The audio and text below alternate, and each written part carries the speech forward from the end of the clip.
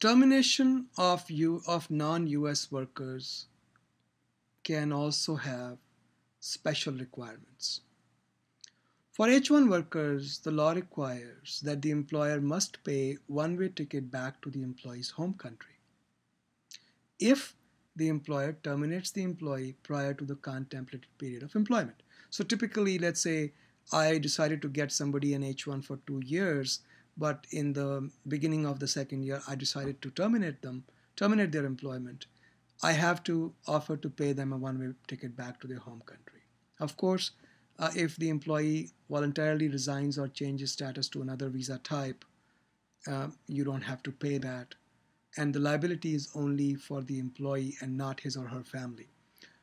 Many years ago, I was in a situation where shoot the messenger kind of approach was in my face.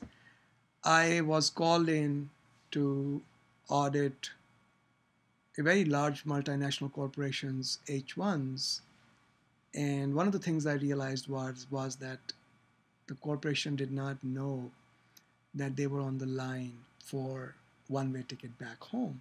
They were very upset with me for saying what they thought was something I was making up as I went along, and their lawyers were very upset because they had been doing it for many years. But I had to explain to them, folks, I would like to change the law for you, but this is the way it is, and we better make a budget for it. So even some of the best provisioned corporations in this country can have hiccups when dealing with compliance issues because compliance can be so complex. If you know what you're doing, it is not. But if you don't know, or if you have only partial knowledge of what's going on, this is not a hobby. Immigration law is a full-time job. We only practice immigration law with very sharp focus on employment and professional-based cases, and still we are learning something new every day. So one-way ticket back home. Then you also have to inform USCIS. You have to tell them, we have let the employee go.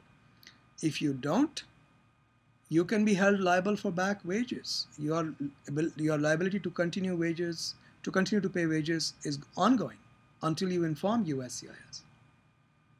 Okay. Attachment 6 is the International Business Solutions case, Rajan versus International Business Solutions, which is another case arising from DOL investigation, where in very early days,